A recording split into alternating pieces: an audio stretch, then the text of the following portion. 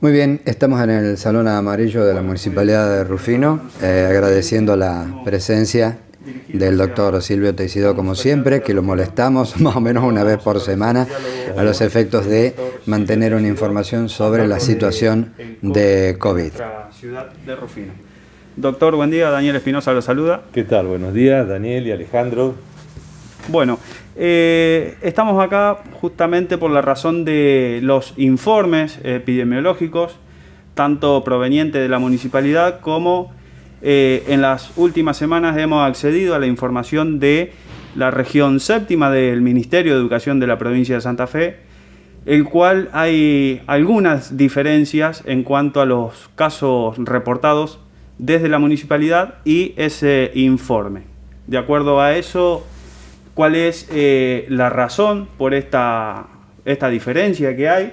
Que seguidamente le voy a decir los días que están detallados desde la municipalidad y los de la región séptima.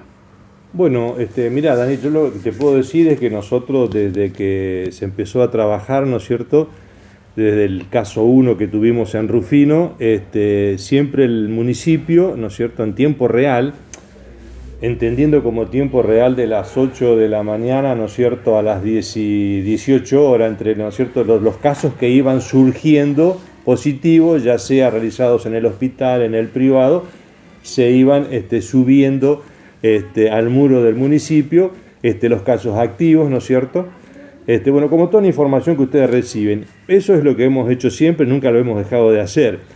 Lo que yo supongo, a lo que usted se refiere, Daniel, es que ha habido algunos casos en estos últimos 2 meses de algunas burbujas que han debido aislarse, ¿no es cierto?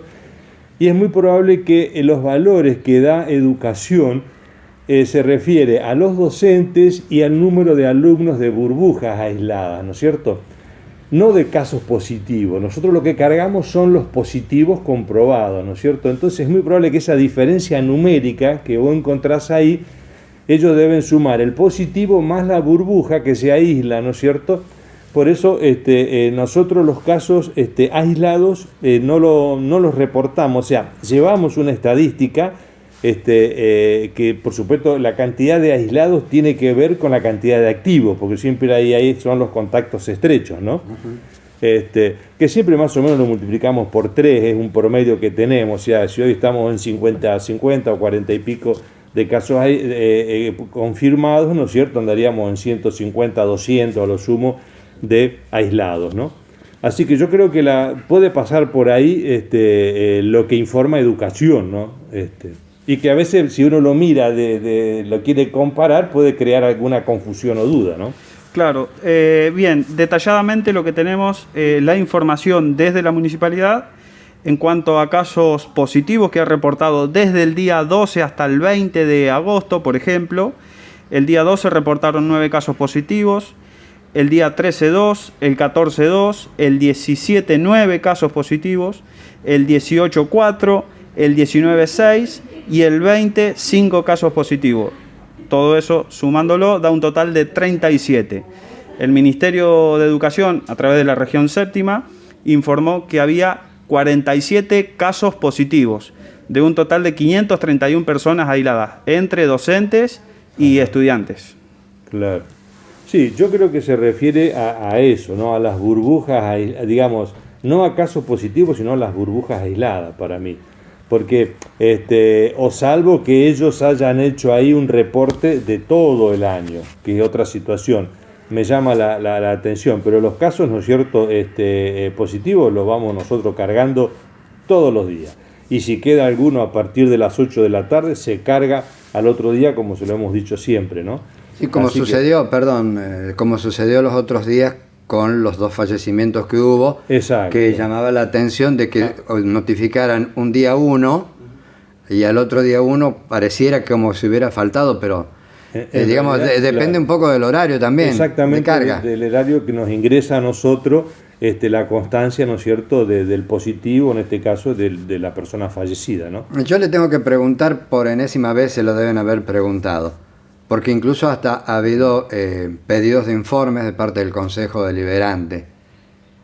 ¿Los números que da la municipalidad son exactos O porque usted sabe de que hay mucha duda sobre esto, planteado, por ejemplo, como lo que dice Daniel. Te explico, Alejandro, y también Daniel, cómo trabajamos nosotros. O sea, yo estoy en contacto con todos los bioquímicos que están haciendo o que reportan o que realizan hisopados, ¿no? Ya sea test rápido o PCR, más con el bioquímico que hace los test rápidos en el hospital. Así que ellos, por ahí, por una cuestión de trabajo, por ahí se le acumula alguno a la mañana temprano y me lo pasa a las 2 de la tarde, o si no, pero prácticamente yo estoy recibiendo a medida que ellos van realizando los test, ¿no es cierto? Me los van pasando. Acá en el municipio hay un grupo, ¿no es cierto?, que es el que hace el seguimiento, que apenas me los pasan a mí, yo los paso a este grupo. En este grupo se pasa con teléfono, con el domicilio, con los datos, ¿no es cierto? Y se empieza a hacer el llamado a cada positivo para hacer el seguimiento y la búsqueda de contactos estrechos, ¿no? Y a los contactos estrechos que por ahí se enteran, o porque a veces a nosotros no nos avisan, pero le avisan a un amigo o una amiga: mirá, estuvimos ayer en tu casa o almorzando, tomando mate, hoy me dio positivo. A esa persona, muchas veces, ¿no es cierto?, con una buena conciencia social, llaman al 103, que es el número que tenemos habilitado para los contactos estrechos, se toma todos los datos y se vuelca también en la planilla de seguimiento. Eso es lo que hacemos desde la mañana hasta la noche, ¿no es cierto? No hace falta hisopado si no tiene síntomas. Es decir, se considera como contacto estrecho y aislamiento. Exacto. A veces algunos siempre les preguntamos, porque cuando me llaman a mí o llaman, ¿no es cierto?, al 103 y me pasan la llamada, siempre les aconsejamos. Yo siempre les pregunto: a ver, ¿qué edad tiene usted? Si es una persona joven, si es una persona que no tiene una sola comorbilidad, ¿no es cierto? Igual al positivo también le decimos, si porque tiene que hacer el aislamiento, lo hace con el grupo familiar. ¿Hay alguna persona con comorbilidad? Bueno, trate usted de aislarse de esa persona dentro de la casa, pero si esa persona, la que tiene comorbilidad, en algún momento hace el menor síntoma, le sugerimos que se hisope. Bien. Porque esa es la que hay que vigilar más, ¿no? Al resto, porque es traumático hisoparse, te digo que no es muy divertido, tiene su molestia. Entonces, al resto le decimos que, mire, usted tiene que hacer el aislamiento igual. Pero a los que tienen comorbilidades o a esos contactos, ¿no es cierto?, contactos estrechos pero que viven en otro domicilio, acordate que el resto de la familia son contactos del contacto. Claro. Entonces, a esos contactos estrechos le decimos: bueno, usted también tiene que aislarse del grupo familiar. Tratar de tener una habitación para usted, cuando circula en la casa, usar el barbijo para estar aislado del resto de la familia, tener sus utensilios para alimentarse, todo personal, comer aparte si es posible en su habitación. Puede ir al patio, puede moverse en la casa, pero cuando sale tenga barbijo. Si en el transcurso de ese aislamiento, de un contacto estrecho, que son 10 días, aparece síntoma, usted debe hisoparse. ¿Por qué? Porque si se constata el positivo, ese resto del grupo familiar pasa a ser contacto estrecho y hay que aislarlo todo. Así estamos trabajando, ¿me entendés? Perfecto. Y la carga es en tiempo real, ¿no es cierto? Todos los días. Dos cuestiones. Una, regresando al tema anterior, la información esa de la región séptima del Ministerio de Educación de Santa Fe es semanalmente se hace digamos, un registro de lo que son los datos de las burbujas de jueves a jueves. Y la otra cuestión, en cuanto a los casos de aislamiento, nos ha llegado, por ejemplo, denuncias públicas con una estación de servicio en particular ubicada en la zona sureste de la ciudad, que sus familiares, sus hijas dieron positivo de COVID, y esta persona, uno de los propietarios, en realidad son dos, tendrían que estar aisladas, pero mantenían el contacto con el personal, y no solo con el personal, sino con el público que consume allí en esa estación de servicio. Respecto a eso, la municipalidad y usted como coordinador del COE, ¿cuál es la respuesta que tiene para darle a la comunidad? Bueno, este tipo de denuncias que ustedes también reciben, las recibimos nosotros muchas veces acá. Siempre les aconsejamos, o sea, tomamos la denuncia, pero también les sugerimos: mire, recuerde que el poder de policía lo tiene Fiscalía, así que si usted puede hacer esta denuncia por telefónica también a Fiscalía, nos parece perfecto. A veces no lo hacen, a veces la dejan solamente acá. En esos casos lo que nosotros hacemos es, yo me comunico con la gente de inspección y se manda un inspector a corroborar, ¿no es cierto? más allá de que se llama por teléfono, trata de comunicarse, a veces cuando son estas familias, ¿no es cierto?, en donde ensambladas, podríamos decir, ¿no es cierto?, en donde, digamos, hay grupos familiares diferentes, pero hay relación familiar, hablar por teléfono, comunicarnos, ver cómo es la situación, quiénes son los que están aislados, quiénes no, quiénes vivían juntos, quiénes son convivientes, igual se manda a la inspección. Hasta ahí llegamos. Cuando constatamos, ¿no es cierto?, alguna situación que coincide con la denuncia, se pasa a Fiscalía también, se le informa. Después, bueno, ya es Fiscalía la que tiene el poder de policía o de tomar ese tipo de medidas. O sea, nosotros como municipio llegamos hasta ahí nada más, ¿no? ¿Qué es lo que nos aconseja Salud? A ver, sobre ese tema, doctor Teixido, usted habla de que o la gente comunique a Fiscalía o que la municipalidad comunique a Fiscalía. Generalmente hay algunos horarios en que Fiscalía está completamente cerrado.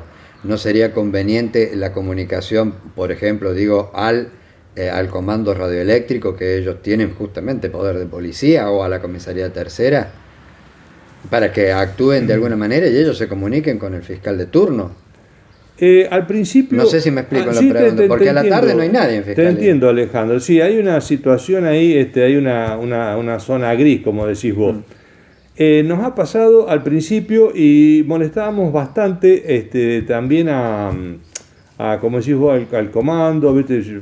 Por ahí yo no lo distingo, sí. Llamaba a un lado o al otro, pero ellos si no tienen porque por ahí nos llegaban denuncias, entonces pedíamos apoyo para corroborar si en el domicilio se encontraba tal persona aislada, ¿viste? Un par de veces lo hicieron, después nos plantearon, o a mí personalmente telefónicamente me lo plantearon como que ellos no le correspondían si no había, como quien dice, una bajada de línea de Fiscalía, ¿no? Por eso nos hemos manejado con la parte nuestra de inspectores. En estos casos se ha ido a informar, a ver cuál era la situación, quiénes estaban presentes, a corroborar el tipo de denuncia que nos llegaba. Pero en un principio lo hemos hecho y después nos encontramos como con esa situación, ¿no? Sí.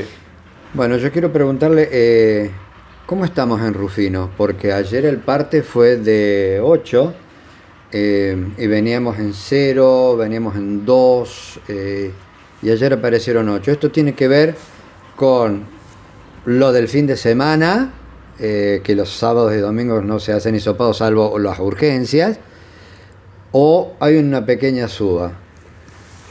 Mira, creo que hoy vamos a saber con tranquilidad responder esa pregunta. Yo creo que los lunes pasa la situación de siempre, que lo hemos charlado con vos, Alejandro, de que el lunes prácticamente sería el hisopado de 3 días, o sea, el sábado, el domingo y el lunes se suma. Por ejemplo, este lunes ayer creo que fueron 36 o 38 hisopados los que se realizaron. Ponele 36 ante la duda, de los cuales solamente 8 hubo positivo, pero ahí digamos, hubo gente que estaba esperando desde sábado, o sea, 3 días se suman. El sábado creo que hubo 2 casos que los hizo el privado, el domingo no hubo ningún caso del privado y tampoco hubo ninguna urgencia. Creemos que hay una disminución, pero como te decía, hoy martes nos puede aclarar esta situación si se mantiene, si hoy tenemos 2 o 3 casos como veníamos el fin de semana pasado, vamos a estar ahí. Lo otro, la buena noticia, que también de alguna manera nos confirma que estamos en una disminución, yo diría importante, de los casos, es en este momento Sanatorio Modelo no tiene pacientes internados, Clínica Santa Fe no tiene pacientes internados y el hospital solamente tiene un paciente internado que está estable, que está respondiendo bien, que es probablemente que en 48 horas esté de alta. O sea que eso también nos dice. Y lo otro, sí, los números creo que fueron de ayer, si no me equivoco, en la provincia anduvo en los 470, 78 casos, me parece. Sí. También habla de un descenso importante a nivel de provincia. A ver, eso en lo personal a mí me da cierta tranquilidad y es un indicador de que hay un descenso importante de casos, ¿no?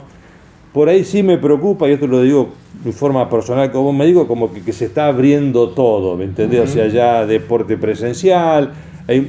Entonces, yo lo único que diría a la población, o sea, me parece bien, o sea, son decisiones que toma, ¿no es cierto?, el Ministerio de Salud de Nación y Provincia, pero como... Mantener las prevenciones. Exactamente, o sea, que la comunidad sepa que circulación hay.